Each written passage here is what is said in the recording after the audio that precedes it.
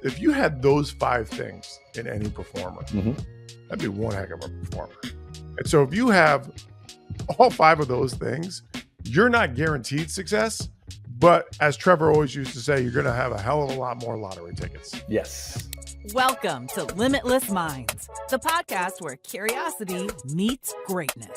If you're ready to discover what it takes to be truly limitless and push beyond your own limits, you're in the right place. Welcome back to the Limitless Minds Podcast. This is the Success Leaves Clues takeover. Yes. Taking it over, Travis. We have grabbed control of this. We have not ceded control back to Harry and DJ. We have just stolen it. We've gone and we interviewed 4 amazing performers from the world of arts and entertainment, sports, and espionage. Ooh. Right? All go together. Yeah, in they so do. many ways, shapes, and forms, especially if you're the Houston Astros, but we're not going to talk about that. Too soon? Too soon? I don't know. I feel like that's not too soon. No. If you ain't cheating, you ain't trying. That's right. Hey, so what we wanted to do today, they use that. You give me the face. No.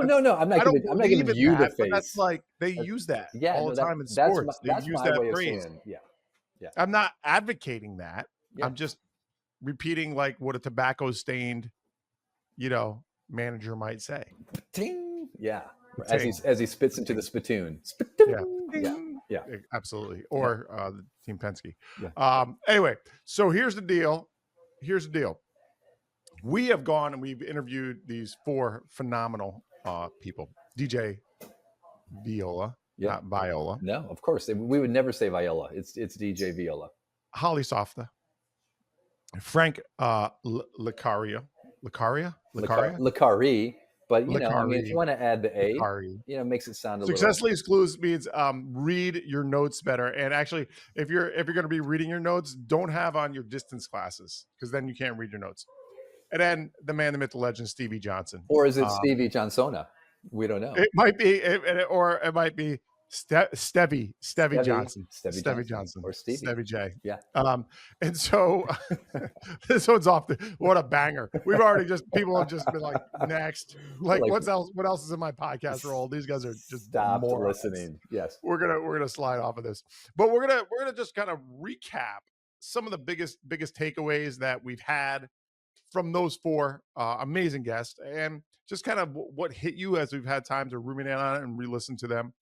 And then, we'll do our Nooch Nuggets as well. We'll as always, we start with the Nooch Nuggets. So this will be a little bit of a shorter podcast. Mm-hmm. We're not going to interview anybody today. So that cuts into the length of it. But, for you, Travis, this has been, whatever. We're here first week of August. Can't believe it. Kids go back to school next week for me. Yeah. Son goes off to college. Kind of crazy. Exciting. Right. But here we are. We're in August. So give me like a Nooch Nugget from the first week of the dog days of summer. Yeah. So so my Nooch Nugget is actually related to a concept that I've come across before, but it actually it just came up in a blog post this morning. And it's this idea, Josh, of I believe I'm pronouncing it right. It's a Spanish term, querencia, Querencia, Querencia, Querencia. I feel like there's got to be that Querencia. Right. It could be if it's Barcelona. If it's Barcelona, then it's Querencia. Yeah. Right. Like, but if it's just Spanish, it's either Querencia or Querencia. So Spanish term, Josh, comes from the world of bullfighting. So Querencia in the world of bullfighting is, so you've got the bull in the ring and you can just picture the bull. It's all charged up. It's been poked into a fury and all the inhumane things they do to get them into a fury. Should we say it's seeing red? It's seeing red. It is seeing red. And so that red energy externalized, Josh, which most of us can relate to when we're not feeling neutral, is it's kind of lashing out in all these different directions. And it's super unproductive and it's ineffective. Querencia is the concept of that bull finding the sweet spot within the bull ring that it considers its home. It's its sweet spot. So when the bull finds its Querencia, it's home. It's when it's operating from its best. And so that term, they kind of blow it up, right? So the meaning, it's often described as a place where one feels strong, safe, and at home. And it encompasses the idea of a favorite spot. I'm reading the definition. I don't have this in my dome. It's a place where one feels a deep sense of belonging and connection. It can refer to a physical state, a state of mind, or even a person representing a source of strength and identity. So what I thought of, Josh, when I heard that was that's neutral. Right? That space of Querencia where again, I'm putting myself in the mind of the bull. You've got the stadium, you've got someone who's, trying to kill you. And your emotions have been charged up by literally people putting you into physical pain. So that energy is wild. So that Querencia is that ability to get neutral, find that physical or that mental sweet spot that we talk about here, Limitless Minds. So for me, Josh, all right. So what my nooch nugget, my Querencia moment was, this is going to sound silly, but I bought one of those weighted vests for walking, for working out, but really for me for walking, right? So I'm trying to do less running, more cardio that's not so pounding. And so like I did the stupid thing where I put too much weight on the vest and I went for a walk that was too long. And I got about 20, 25 minutes from home and the bottom of my left foot was just burning. I could just feel a monster, like that blister is coming. Like your toes on top of each other, just like yelling. I'm like, what? And I'm beating myself up. I'm feeling stupid. I'm feeling silly. I'm angry at myself. So I'm feeling all the emotions. And I got to the point where I'm like, I had to get neutral, Josh. I'm like, this is what it is. I got myself in this situation. And there's nothing I can do. I got to get home. I got to walk home. And so I just like, all right, like I'm in pain. It's uncomfortable. It's probably going to lead to a blister. Yeah, it is what it is. But I'm just going to like, hey, this is what I'm doing. So I can choose to sort of be in a bad mood about it. Or I can just be like, all right, I'm going to deal with the discomfort when I get home. And thankfully, old loud and pumpkin muffin guy over here to the right just happened to be driving by after running an errand, and he was able to pick me up and give me a ride the rest of the way. Oh, that's awesome. But I was able to get neutral before he saved me, Josh. That's huge. That's huge. I like that. Do you think that getting neutral maybe manifested the car coming by and picking you up?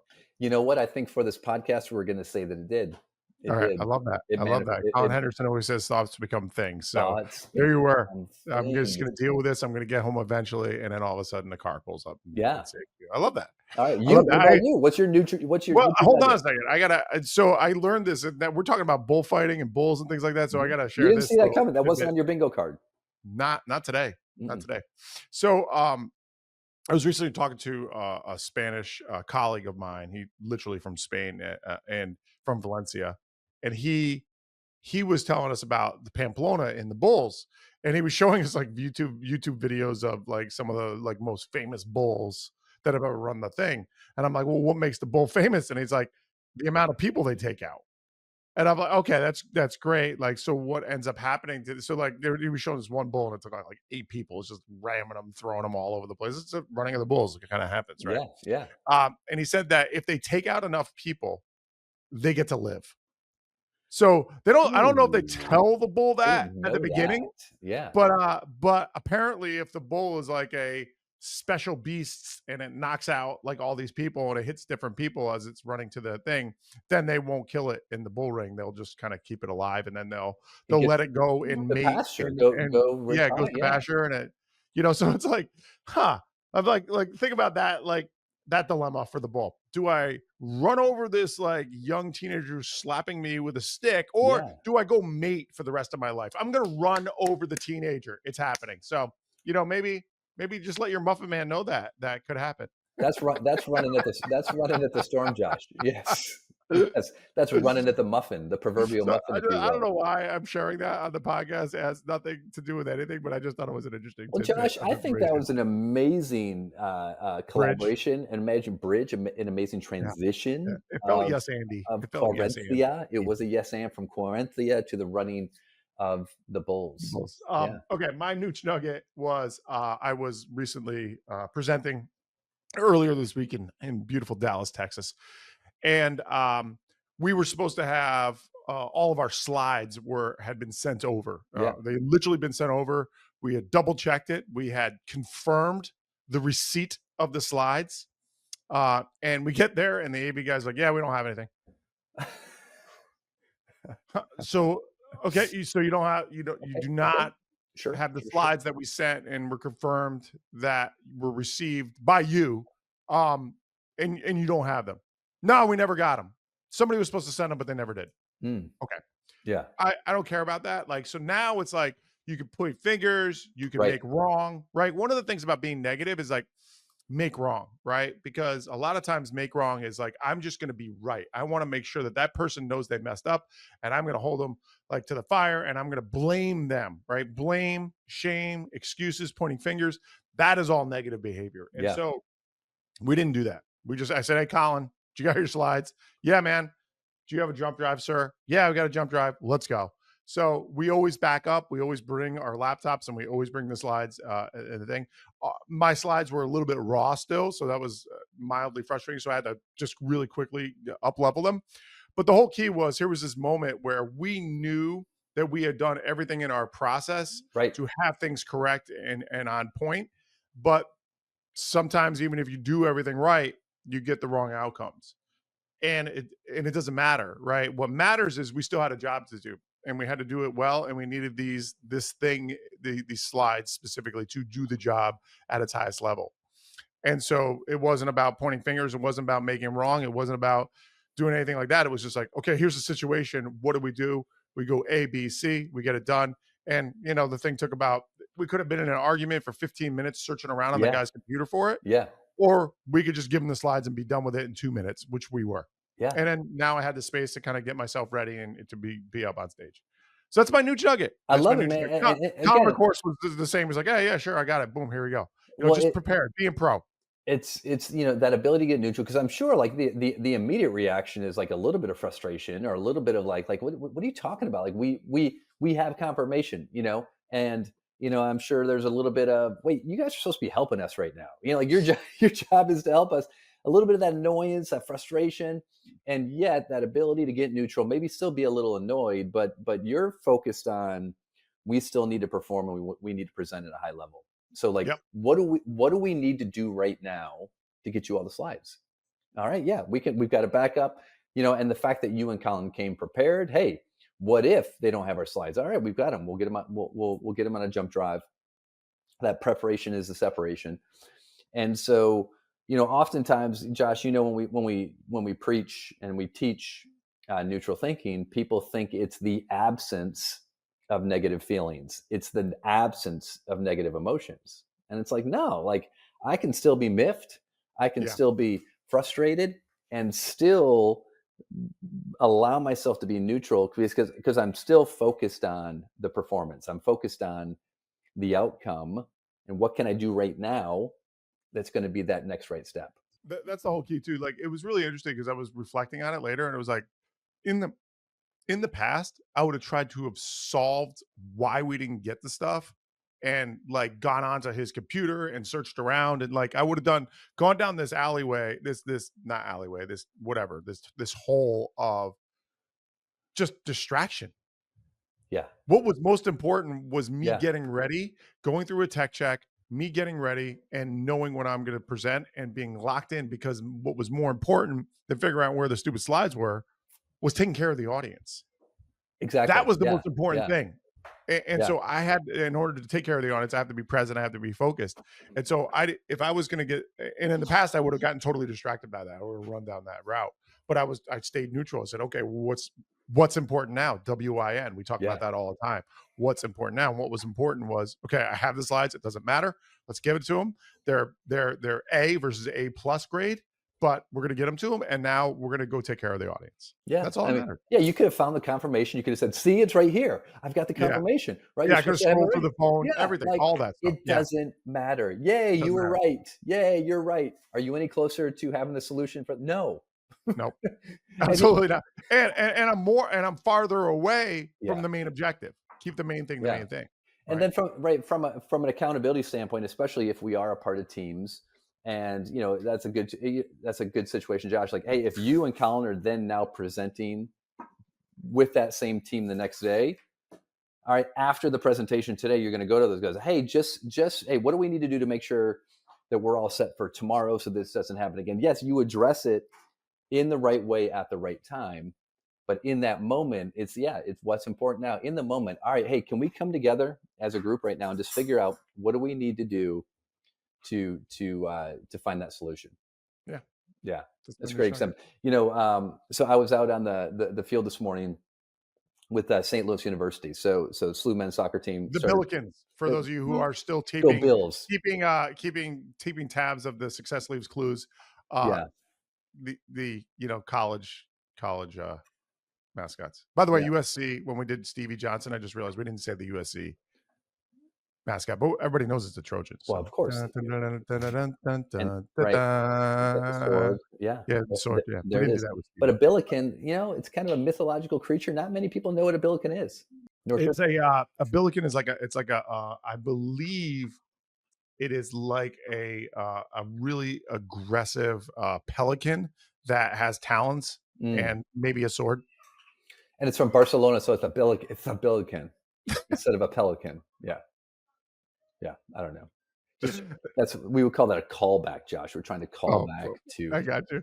Wait, what? That's okay. Interesting. But now? I just want to know what a billiken is. I don't even know. Yeah, it is kind of a little mythological. Like it kind of looks like a gnome, but I don't know the best way to describe it.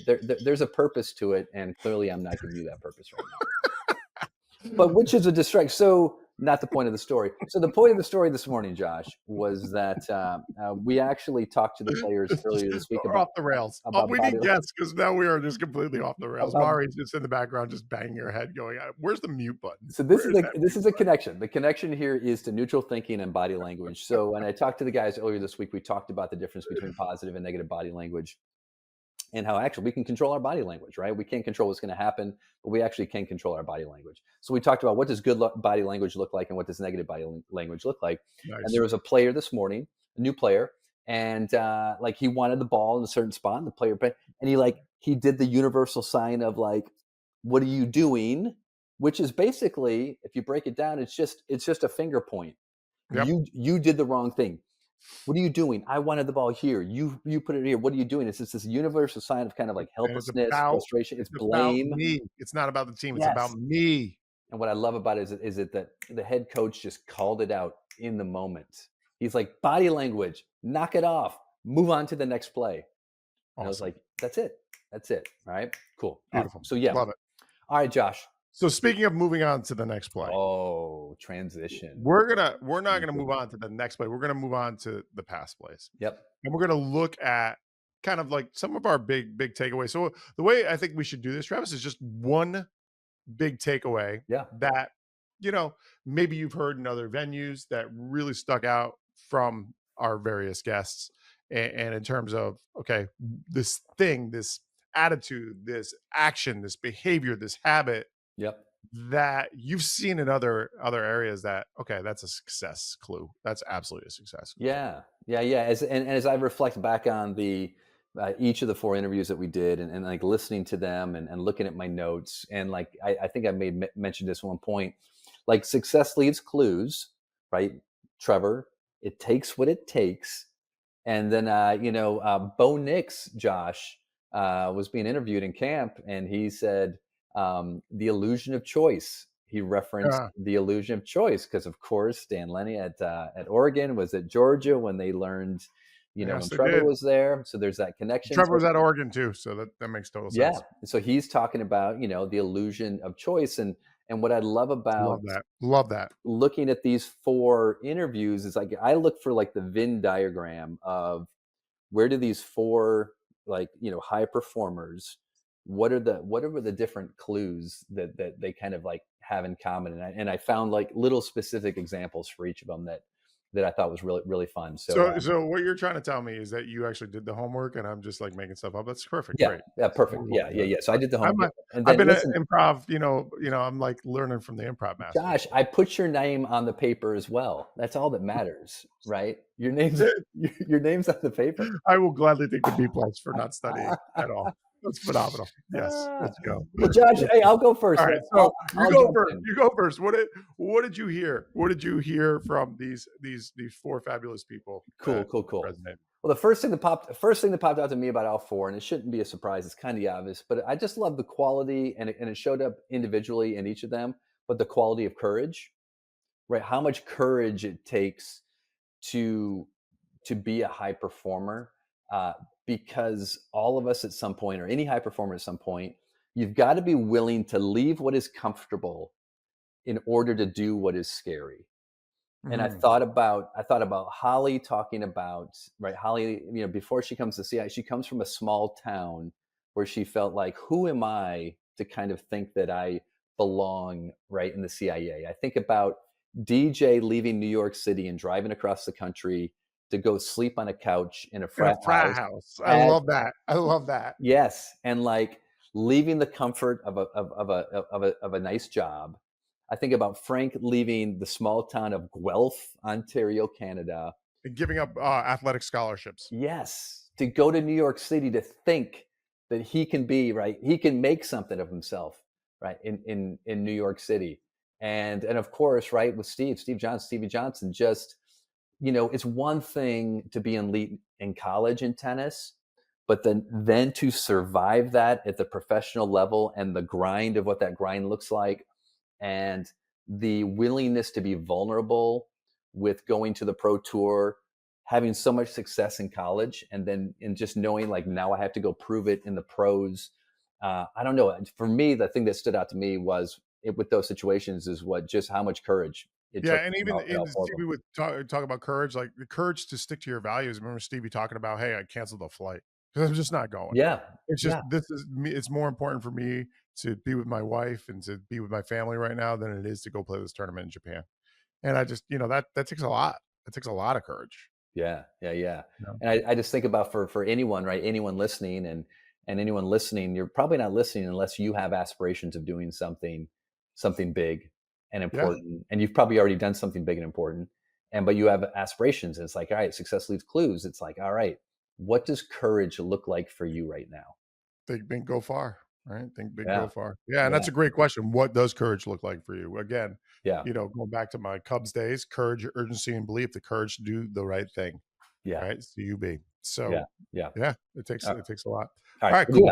I'm gonna follow your lead.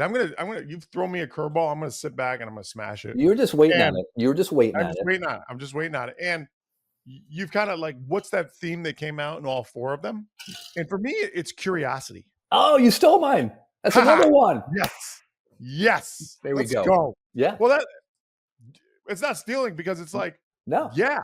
That's the clue that jumped out at both of us. So, qualitative analysis, big old fat check mark, higher order theme. Let's go for you scientists out there. Come on. Let's go, ASP. Let's go.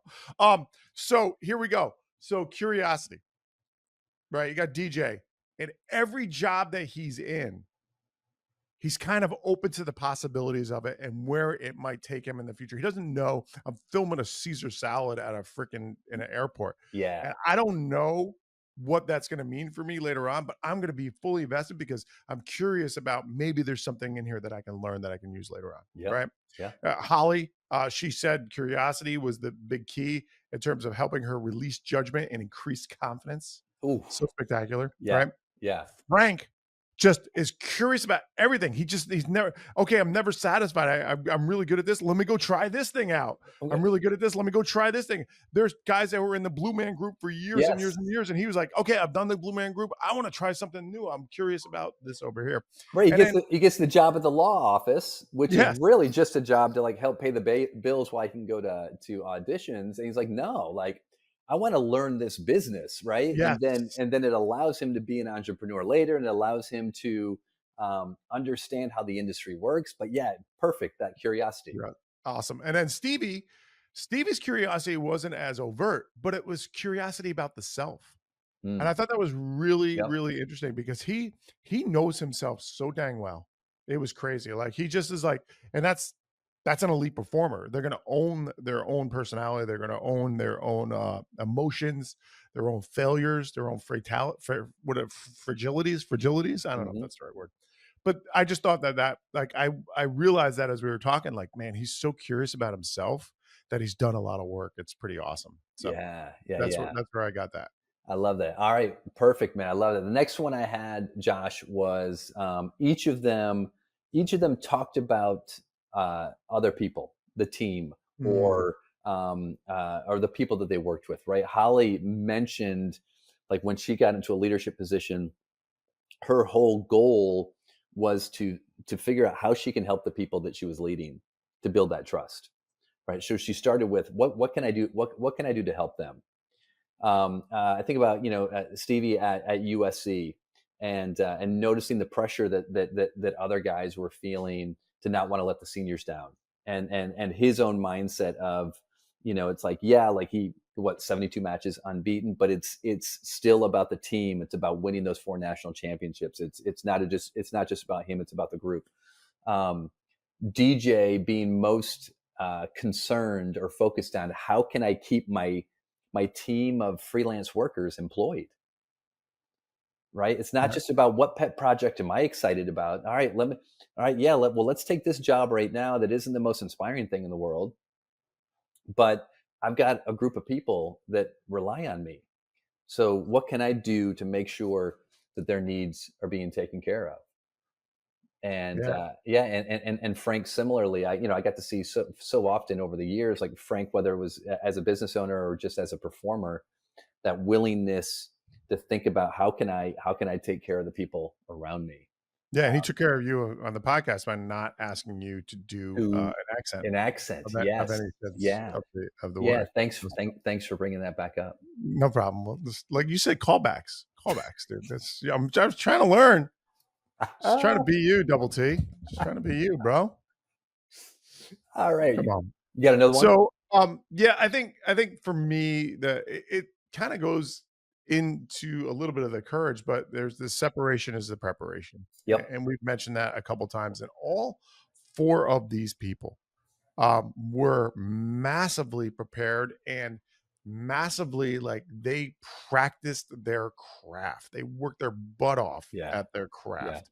Holly, with all the training that she did at the CIA, Frank, again, with, his willingness to just be curious and go down these deep holes of, what's over here? What can I do over here? What's that? I'm going to teach myself the drums in a month so I can get the movement right. Yeah, exactly. And also, even in his audition, he does like 10 scenes in the audition thing. So he can just be out there all the time, and he's just like, that's hard work. He's just on all the time. And so there's a lot of that, like, effort and the separations and preparation. DJ, again, we've already talked about his ability to just, whatever he's doing, to be fully invested in it, to be really curious about it and, like, really diving into it.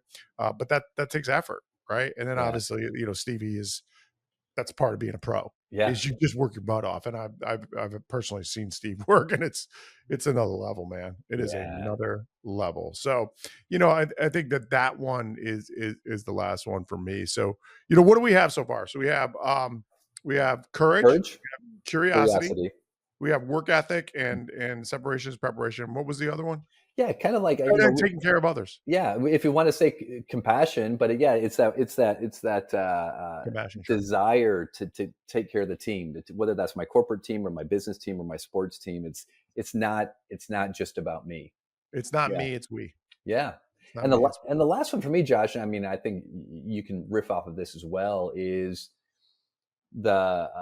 for each of them, there's a willingness to commit to what they're doing, and knowing that they can't control the outcome, right? So for me, I would say it's like surrender. Okay. We talk about process over outcome, but with all 4 of them, and with any elite high performer, all we can do is commit and trust, right? Trust that, hey, whatever happens, I'm going to be able to deal with. But it's not, as hard as it is to say, it's not about the outcome. It's, am I willing to commit and adapt and adjust, and commit again and adapt and adjust. And, I think about, like, DJ talking about all the different projects that he's worked on. A lot of them, they wouldn't have been projects that he was interested in, but as he got into the project, what he was learning in each project in itself was so fulfilling, was so rewarding. Yeah. It wasn't about some shiny thing at the end. It was about, learning how to work with this person in this situation or in this environment. Was it flying over to Monaco and working with Ringo Starr and just like, oh, what, again, that it's a bit of that curiosity, but high performers, that willingness to surrender, control what we can control, and be willing to accept what happens, and then adapt to it. Yeah, I love that. I also think one of the things that hit me about DJ was this, like, yeah, man, no plan B. I'm just diving in. Let's just see what happens. Let's go. Like, that's it. And I love that. And I think you kind of felt that from all of them. There wasn't like, Holly wasn't really drawn to the CIA initially, but when she got there, she was there for 25 years. Right. It's kind of crazy. So that commitment piece is certainly there. And I think you're right. And there's all these other little tidbits throughout all four of those. But I think if you had those 5 things in any performer, that'd be one heck of a performer. Right? Yeah. And what's really interesting about that too, right? So you got, let's go through them again, just so we kind of have them. We have courage, we have compassion, curiosity, commitment, and then work ethic, right? And so if you have all 5 of those things, you're not guaranteed success, but as Trevor always used to say, you're going to have a hell of a lot more lottery tickets. Yes. Right. Yeah. And so, and I think that's it. The other thing about those 5 things is you can train all of them. Yeah. That's what's kind of great. You can literally train courage. You can literally train compassion. Yeah. You can train commitment, and you can train curiosity. And so all of those are skills that can be developed and grown, not only for yourself, but for your team too. So call us at Limitless Minds and book us, and I'm just joking around. No, I love it. Yeah, you're TV ad there, but you know what I mean. Like that's what keeps jumping out at me. You're exactly right. And I was just, I was at a symposium the other day, and there's this local high school coach, Hall of Fame coach here in St. Louis, and he was talking about the culture of his teams over the year, and one of their phrases is TNT, and TNT stands for takes no talent. And everything that you listed, everything that we've listed today, Josh, with Success Leaves Clues, is that none of those require talent. We kind of gain the talent by demonstrating those qualities. Yeah. Right. If I'm curious, if I'm committed, if I'm courageous, if I'm compassionate, and like that work ethic, that's where the talent comes from, is that commitment to do the work and to keep showing up and to be a team player and to have a good attitude and to be curious and to be compassionate. That doesn't take talent, but like we talk about Limitless Minds, it takes a whole lot of intention. Yeah. It takes a lot of intention to do those things. Absolutely. And I think you nailed it too. Like, one of the things we always just talk about in pro sports and still do talk about pro sports is talent runs out. And when that talent runs out, what are you going to lean on? And how are you going to keep developing? And these are 5 ways to keep developing. So that's pretty good. That's pretty good. Double T, this has been fun, man. This has been fun. We're gonna I got a couple more people in the hopper that we're gonna have to get on for you sprinkle. and I. We got to sprinkle to play with, to have on this podcast and to really pick their minds. I have a restaurateur might be in the mix. Maybe a couple other professional athletes. Yeah. Yeah. Well, you know what? We're not sure DJ and Harry are coming back, Josh. We actually don't even know where they are. We don't know where they are. Anybody's seen them? We don't know if they're coming back, right? If they don't, I heard Harry was in Michigan. I was hanging out with DJ yesterday, so yeah. All right. So they're coming back. But you know what? Hey, fans, let us know. Let us know if you want some more Success Leaves Clues episodes. Leaves Clues. And we will sprinkle them in throughout the year. This has been a lot of fun, Josh. Yeah, it's been an absolute blast. It's a great way to spend July with one of my favorite human beings in the world, and to be able to pick the brains of these amazing people that we got to play with. Yeah. So again, thanks so much for listening. Please, come visit us at limitlessminds.com. You can sign up for a newsletter, subscribe if you want. In Barcelona. Subscribe in Barcelona. Subscribe to the podcast. You can get us anywhere. I think Spotify, probably Apple. You know what? Or just give Josh a call on his cell phone. He will give you a personal podcast, just one-on-one. I can absolutely do that. And it's just been awesome. It's just been awesome. Looking forward to it. It's been a lot of fun. So take us out, brother. Oh, I'm going to take you out. It's coming. Always remember and never forget.